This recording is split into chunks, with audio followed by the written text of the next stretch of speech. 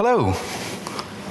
Everyone can hear me? Good, thank you. My name's Owen. I'm here with the NGINX team. I'm delighted to be here talking with you today about some of the things that we're learning about microservices and some of the ways that NGINX can help you.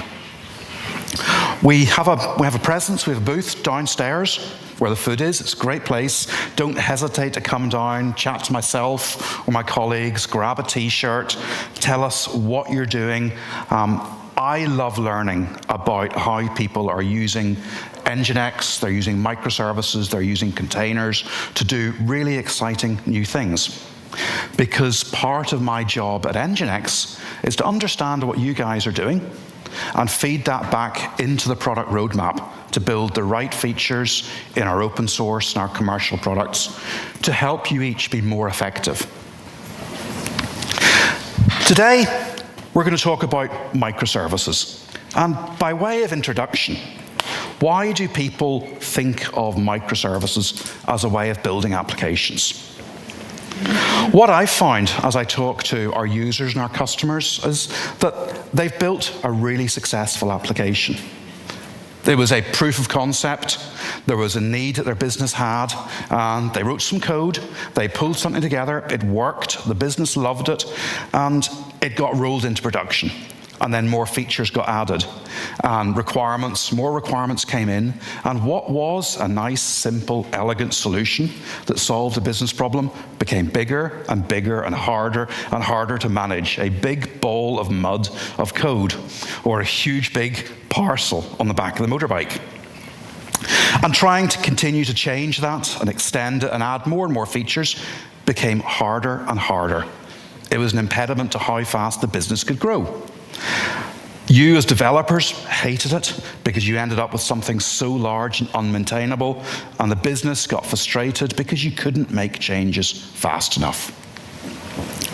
And for that reason, a new approach is emerging. Not the old monolithic way of building a single, large, statically linked application, but what's being described as cloud native. Breaking an application down into little components, that's the microservice part. Using DevOps rather than separate development, test, operations teams. Using CI/CD to push changes out more quickly. Technology like virtual machines and containers and serverless or functions are changing the way that we all write code. Infrastructure itself is being implemented as code. It sits in Git. The infrastructure rules sit in Git, just like your Ruby or your Go code sits in Git. Lightweight, programmable APIs to link everything together. And I see 4 different movements. These are 4 areas that our users think about and the community thinks about as they move towards this cloud-native approach. The roadmap, as you go from a traditional monolithic application to a microservice-based cloud-native app, and I'm going to talk about this in a bit more detail as we go through this session, involves first taking the application that you have and refactoring it so it is just software. Software is malleable, you can change it, it's free from dependencies like a hardware firewall or a hardware load balancer. So first, get rid of everything that is an anchor that holds the code, the application down, and locks it to a particular place. Then, package it up. You may have heard of the cattle versus pets analogy for microservices, how a traditional application is like a pet. Once you deploy it on a server, you nurture it, you patch it, you keep it running, you fix it if it's gone wrong. You want to get to a point where instead, if something's gone wrong, it's unfortunately like cattle. You move it to one side and you deploy a new instance. So it's disposable. And then re-platform the application. So we're going to talk through this process and how NGINX is able to help. What is our role with microservices? Who's heard of NGINX? All right, everybody. Who is using NGINX in production? Just about everybody. Who's using NGINX as a router in a microservices environment to switch traffic to the right service instance? Okay, about 30% of you, good. So, good audience, thank you. What is it? So, you know this. NGINX is a software reverse proxy. You deploy it typically in front of the real servers, and it does a number of different things to traffic. It receives traffic, it strips off the SSL, the HTTPS, it load balances, it health checks, it does smart things with requests. You can use it as a point of control to secure, to shape. It's a fantastic toolkit to control how traffic goes to your servers or your services. Organizations like MuleSoft use it at enormous scale. MuleSoft are an early example of a microservice environment. MuleSoft's business is to create connectors that join APIs together. And they do that using a platform called Endpoint. And they have a PaaS version called Cloud Hub, which runs in the cloud on Amazon. And as a customer, or on their free tier, you sign up for a Cloud Hub connector, and that is instantiated as a set of virtual machines running on Amazon. Every customer, every user has their own little cluster of virtual machines. MuleSoft use NGINX, in fact, NGINX Plus, the commercial version, on Amazon in front of that, to receive traffic, inspect the SSL certificates, figure out which user is this traffic assigned to, make an intelligent routing decision, maintain persistent SSL connections between the NGINX load balancing layer and any one of these 10,000 different clusters of applications running on Amazon. And this gives them the performance that they need. They can scale NGINX, they can scale their load balancing layer. It's very cost effective. It gives them some great visibility and metrics so they can understand and quickly diagnose and debug any issues. And in environments like that, where you're trying to control traffic, I see NGINX used in two different ways. It is like the MuleSoft example, it's the receiver, the HTTP endpoint inside containers.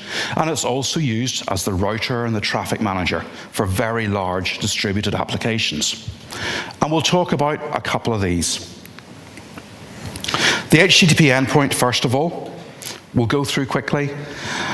NGINX is one of the top pulled images from Docker Hub. It's very lightweight, it's really efficient, it's easy to configure. If your container is handling HTTP traffic, generally it's worth sticking NGINX inside that pod as the receiver. It gives you the control, it gives you the security. Do what 10 million plus other people are doing as they pull it off Docker Hub. Terminating, authenticating, security, handling errors. So if your application goes down, NGINX can mask that with a sorry page, putting rate limits in to stop the application getting overwhelmed. So first use case for NGINX, the endpoint inside a container. I imagine many of you are doing that already, and that's not hugely exciting, hugely interesting. What's much more interesting is how you can use NGINX to route traffic to containers. And what I'm describing now is not unique to NGINX. This isn't an NGINX pitch. There are implementations with other software and even hardware load balancers that do the same sort of thing.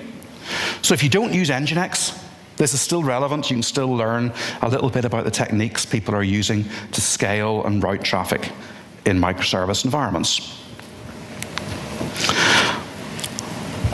The first use case is called an Ingress Controller. An Ingress Controller is a Kubernetes-specific load balancing technology, but other cloud and container platforms have similar concepts.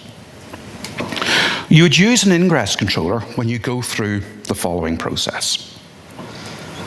We start with our monolithic application, our big piece of Java, our big piece of PHP.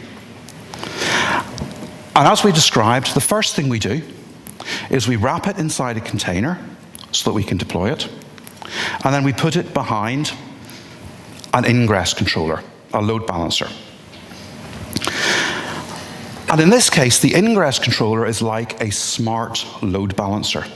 As you scale your application, you deploy more container instances, the Ingress controller automatically detects that there are more service instances of a particular type, and it updates its load balancing rules on the fly.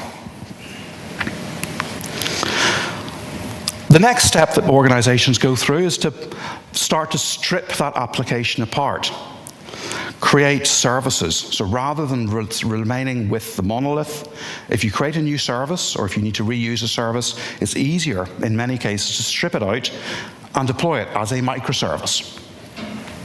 Eventually ending up with a situation where you have multiple different independent services, each scaling independently and all needing connectivity together. How do you manage this? How do you get traffic to those services?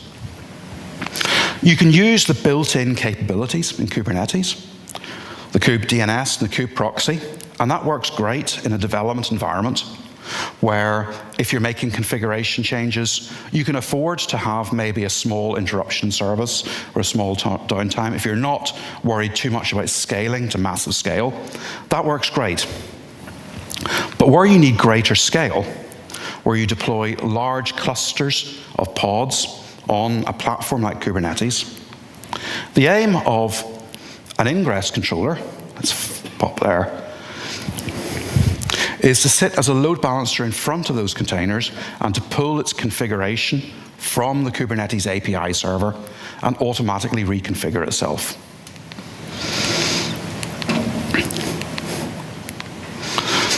So you're looking to have a way of delivering traffic that is stable, it's public, it connects at high performance, it's scalable, so as you stretch the application, you're able to load balance across it. It's reliable, it performs health checks. You can configure it in a very rich fashion. You get visibility, security, and routing. The built-in Kubernetes capabilities address some of these needs, but Kubernetes Ingress controller design is intended to address the broader range of these needs. How does the Ingress controller work?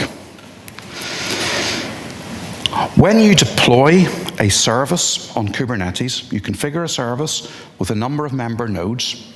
You can also deploy an ingress resource. And the purpose of an ingress resource is to declare that you want public access, external access, to that service. The service should be accessed through a particular DNS name, a host header, accessed perhaps through a particular path. Maybe you need TLS security as well to wrap access to that service. You publish these ingress resources when you publish the service. You tag the ingress resources with the service name, and the ingress controller then listens for ingress resources as they're provisioned and then reprograms the underlying load balancer. It continues to poll the API server, so if more pods are deployed within a service, it will reprogram the load balancer on the fly to scale across those. The Ingress controller is implemented as another pod running on Kubernetes. It typically does not scale or stretch. You don't need to scale it the way you scale the application server. It's running a load balancer like NGINX, so it's very lightweight, it's very efficient. But pods don't have publicly accessible IPs and ports.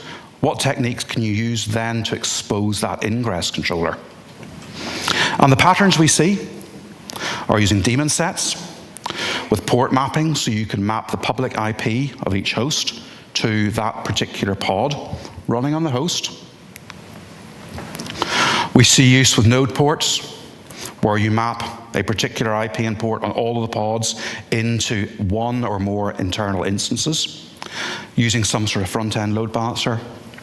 Or on the cloud, we have implementations where we can automatically reprogram the Amazon, the Azure, or the Google load balancers. They do very, very basic request distribution, load balancing, and then that traffic gets routed to the public IPs running on the individual hosts, then gets routed in to the Ingress controller instances. So those are three ways that you can ensure public access to your Ingress controller, and then as you scale and flex the application behind, the load balancer responds to that. The Kubernetes Ingress resource, like the OpenShift router, like the OpenStack LBAS, is fairly limited by design. The reason that at NGINX we like Kubernetes is that there's a number of ways to easily extend it. How might you want to extend the Ingress load balancer on Kubernetes? Well, if you remember, the basic Ingress resource defines how a service is accessed: the host header, the URL path, and optionally the TLS settings. The load balancer is capable of doing a great many more things, and you may want to do many more things on the edge load balancer. Put them on the edge load balancer so that you can simplify the code running in the pods. Things like session persistence, if some of your pods are running stateful services. Authentication, you can offload that from the application, do it at the edge. That allows you to centralize your configuration in one place. Rewriting, using advanced, maybe fine-tuning HTTPS or HTTP2 settings, fine-tuning the load balancer. This is where things begin to diverge a little bit. There are different Ingress controller implementations. The Kubernetes project has a community implementation that uses a community build of NGINX with some third-party modules. At NGINX, we have our official implementation that works with our standard NGINX open source. And in each case, the vendors, either the community or us or others, create vendor-specific config settings, new keys that are specific to their particular way of configuring. We expose a large amount of the NGINX configuration through defined keys so that you can access more of the NGINX config. You can also embed config snippets directly into your Ingress resources, and then those get written into the NGINX config. So if you're familiar with how NGINX config is structured, this is a good route to go. If you need to do something particularly sophisticated, you can re-edit the controller template directly, so you can build stub services that are then configured through the Ingress controller. So, to find out more about the Ingress controller solutions for Kubernetes, so remember this is for routing external traffic into the platform. You can find our implementation on GitHub. You can find the Kubernetes community implementation on their GitHub repo.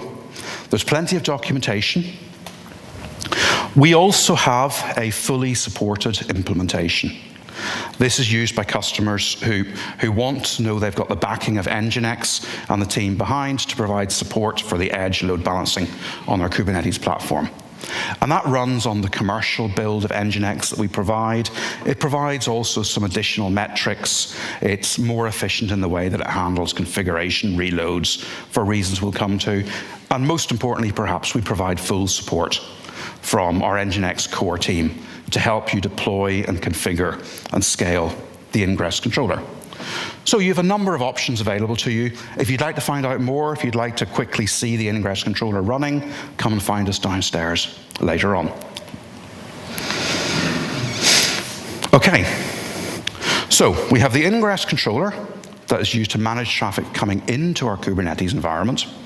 But what happens once the application itself becomes more and more complex internally? There are a number of different approaches that are emerging to help manage traffic in a scalable way inside Kubernetes. The most mature approach, the one that I've seen deployed in production more often, is one that we describe as a router mesh. You have a dedicated load balancer or cluster of load balancers running inside, perhaps on each host on the Kubernetes cluster, handling the traffic, brokering the traffic between individual proxy services. The router mesh allows you to centralize the configuration changes. So when an individual container of an individual pod, a service is scaled, The router mesh needs to learn that. The individual clients don't need to understand that. It allows you to centralize things like security or authentication. It allows you to centralize rate limits. And that way, it keeps the configuration, the technology on each individual service relatively simple. And it relies on service discovery. When a new service is added or when existing services are scaled up, you use triggers off of the service database to rewrite the configuration file for NGINX. And once again, if you take a look on our demo section on GitHub, there's some NGINX authored solutions for doing this. It's a well understood practice. It does have the disadvantage that as you make frequent configuration changes, you end up frequently changing the NGINX configuration. And that adds a degree of complexity. It adds potentially a degree of instability. But this is how the majority of contemporary load balancers function in Kubernetes. It's not just NGINX. The thing in the middle could be HA Proxy or any other contemporary load balancer. The pattern that's emerging now is to do much more dynamic updates to configuration, changing the load balancing on the fly without reloading config. This is something that you can do with NGINX Plus. You can point NGINX Plus at the DNS interface for your service database and will automatically detect changes and reload them. And there are other emerging load balancing solutions like Envoy, Traffic, or Linkerd, which can do the same sort of functionality. They may not be quite as rich in terms of functionality as NGINX Plus is. But this pattern is emerging with a router mesh with individual load balancers dotted around, automatically reconfiguring themselves. The second challenge is load balancing and high availability. The Kubernetes native load health checks are effective, but they can take time to propagate, and they may not have quite the flexibility that you want from the load balancing, the health checks, the circuit breaker implementation.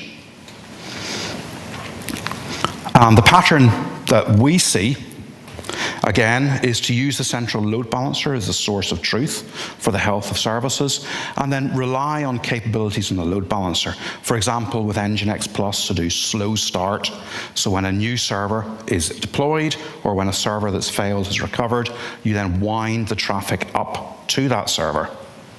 The server is running in a small resource-constrained container. It may take time for it to initialize its caches, to establish database connections. So when a service instance is added, if you immediately give it its entire share of traffic, you could overwhelm it. Give it a big spike of traffic, there may be a large delay which will skew the load balancing rules, or you may even knock it over. So techniques like slow start and then the ability to wrap error pages to create basic circuit breaker patterns are really important in scalable production container environments. This approach then allows you to go through a roadmap as you grow the size and complexity of your containered application. Start with a simple Ingress Controller implementation, using the load balancer of your choice. All of the incoming traffic goes through the Ingress Controller, and internal traffic either uses the Kubernetes native capabilities or could get looped back through the external Ingress Controller. As the volume of internal traffic grows, the number of internal services grows, it's effective then to deploy a second tier of load balancing inside, and rely on the ability of the load balancer to reconfigure itself. That becomes your control plane. And as you scale further, granted, an individual router could become a bottleneck. So at that point, you think about how you partition your application into individual, isolated, secure networking zones. So you have groups, cliques of containers that communicate with each other frequently, sit within one networking zone with their own router, and on the odd instance they need to talk to an external service, they could loop back through the Ingress Controller. So, These are the patterns which we see being used right now with NGINX as the HTTP endpoint embedded inside your container and as a range of different ways of routing traffic within distributed apps. The Ingress Controller or the router mesh. What I'd like to do now is talk about some of the futures which are coming. There's some exciting stuff happening at NGINX. Our team is working on some new technology, new ways of deploying and scaling applications, and there's other things happening in the industry around. The whole microservices containered ecosystem is moving very, very quickly. And I imagine many of you will have heard of the concept of a service mesh. A service mesh is effectively the next generation after the router mesh that I described. The router mesh uses a cluster, maybe one per host, load balancer, where all of the traffic is concentrated. The service mesh takes this a step forwards by embedding a load balancer instance within each individual container. We have an implementation at NGINX. We call it the Microservices Reference Architecture. And again, you can pull that off GitHub. You can get experimenting with it. And there are other projects that have tried to do the same sort of thing. The big challenge at the moment with the service mesh is the ability to control it and to configure it fast enough. The router mesh has a small number of moving parts at known locations. It doesn't require you to insert additional services or configuration within a container. So that makes the task of controlling the router mesh relatively straightforward. It's a solved problem. You have a fixed number of instances of things that you need to configure. The service mesh is a very appealing approach.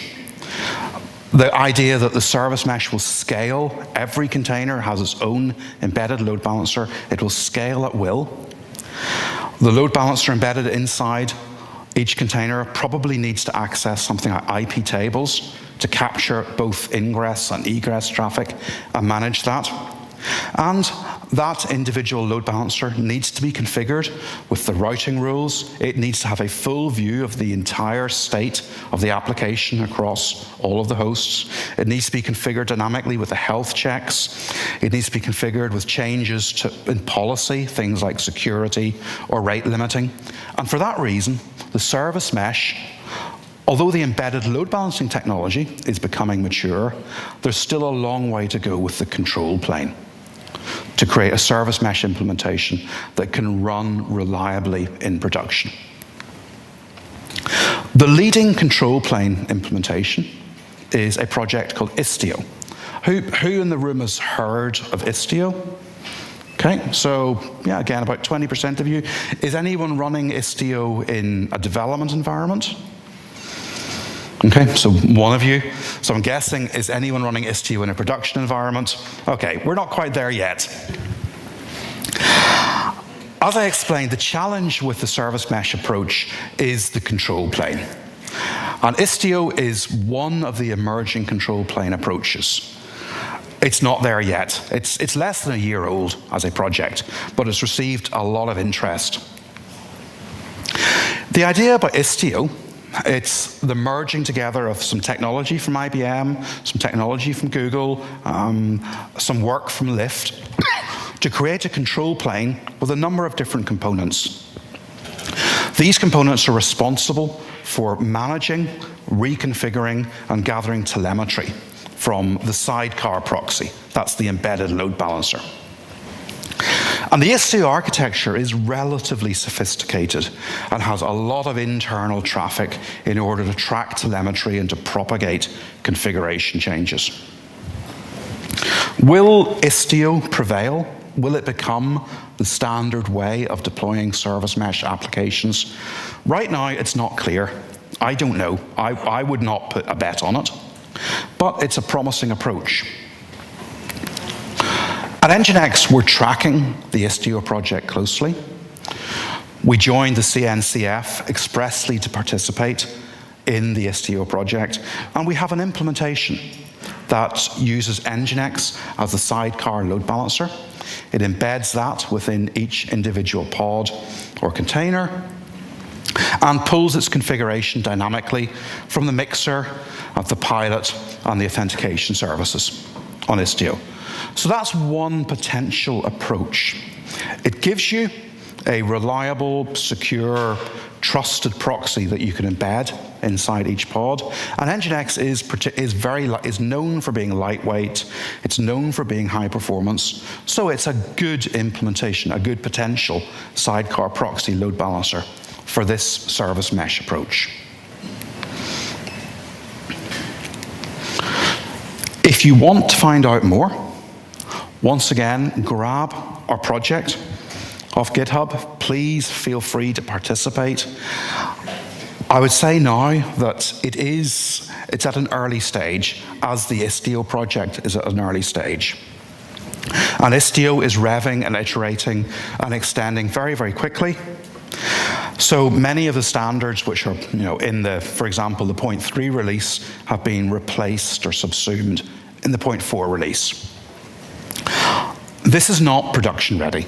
We'd never say it's ready for production yet, but if it's something that you want to explore, if you're curious as to whether the sidecar approach is what you need because you are expecting to run at massive scale, then this is one piece of technology that you could look at and may help to inform your decisions.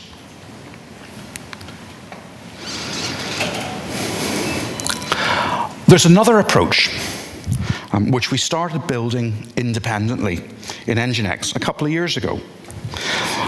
As we were looking at our own research and our own implementations of our microservice reference architecture, about 3 years ago, we started a project to build an internal application. It's called NGINX. It's nothing special. It's a photo sharing app. But we built it in a microservice fashion. We used about 6 or 7 different language stacks for the different services, so we deliberately made things as difficult as we could for ourselves. And the reason that we did that was that we wanted to understand for ourselves what sort of challenges would people face if they started building these applications in this microservice approach. What are the challenges of running multiple different stacks? PHP alongside Ruby, alongside Go. What are the challenges of trying to network all of these things together and to control them? And this led us down a very, very different, interesting route. We learned pretty quickly that NGINX, the reverse proxy, was a great start. It could do a lot of things by controlling traffic coming into an app. It could do a lot of things by routing the traffic within the app. But there were some things which we couldn't do. There were some parts of the complexity that we couldn't solve.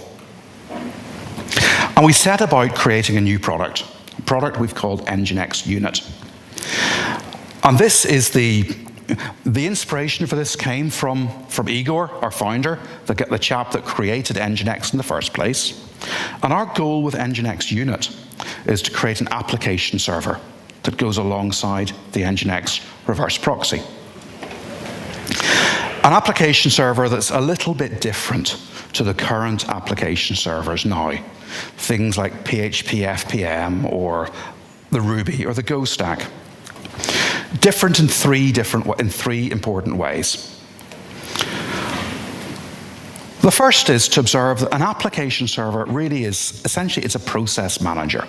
It's responsible for instantiating processes of an application and managing those, scaling them up and down. Contemporary application servers each manage one particular process type, as a PHP interpreter or a Ruby interpreter. But we could take a step back and create a simple, lightweight process manager that can run processes with a range of different language runtimes.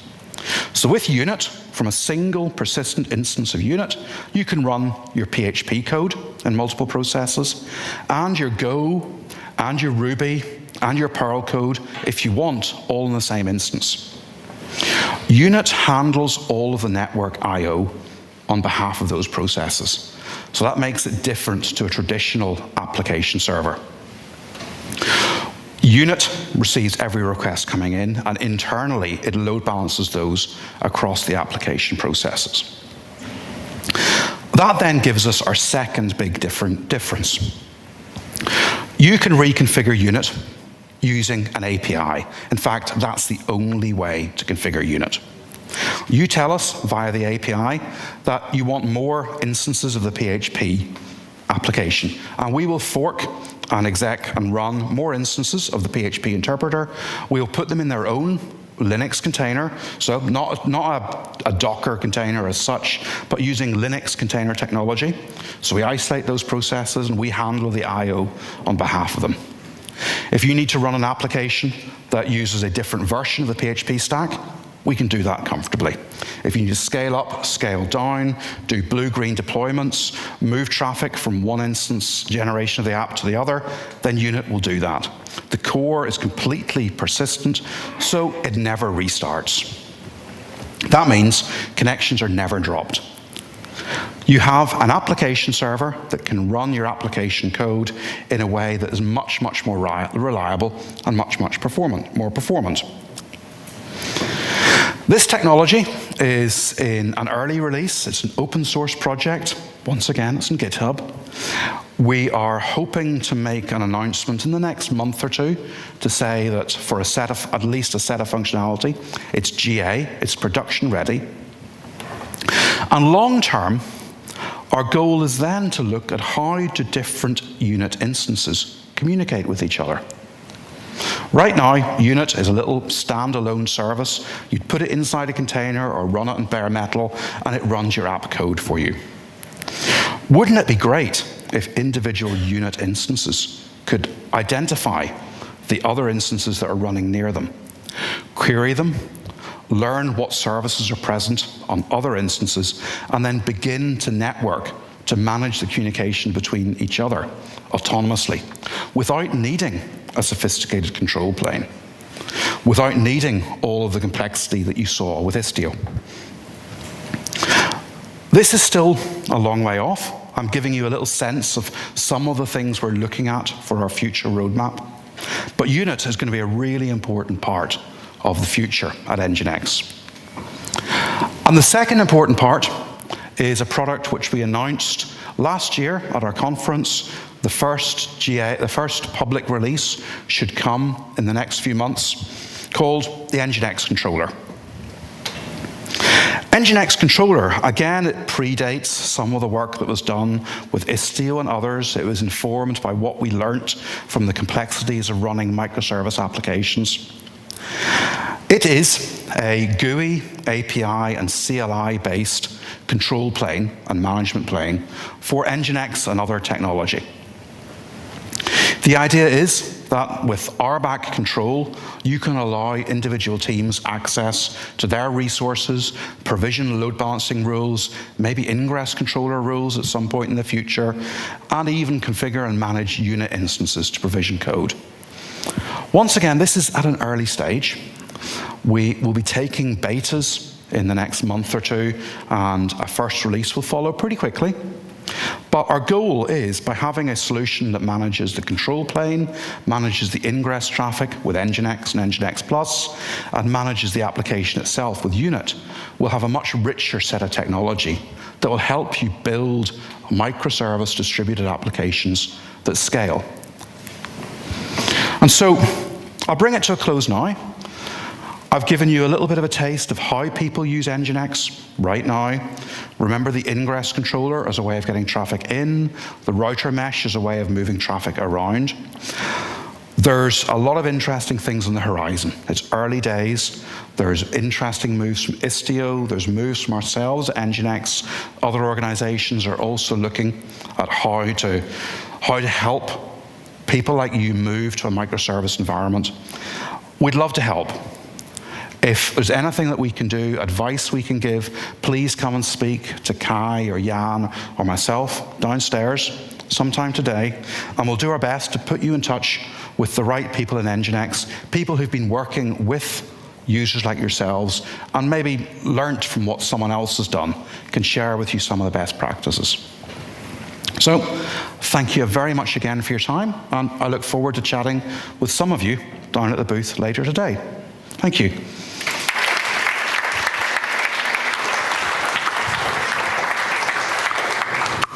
Are there any questions?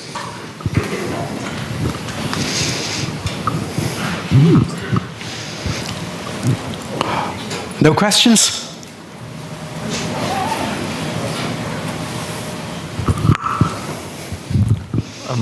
Do you consider NGINX Controller as a competitor to Kubernetes?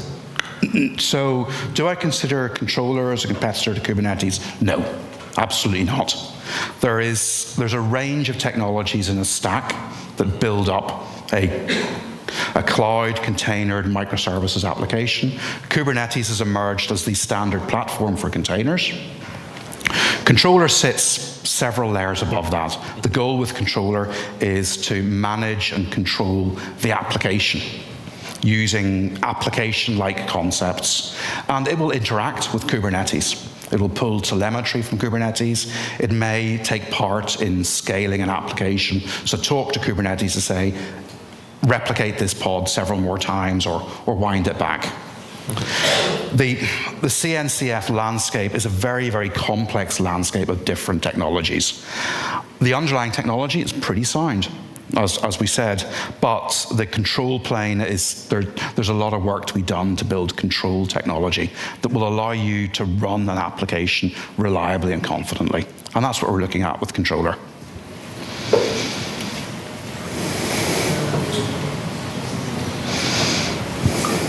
All right, that's thank you very much, and see you later in 20 minutes. All right. Thank you.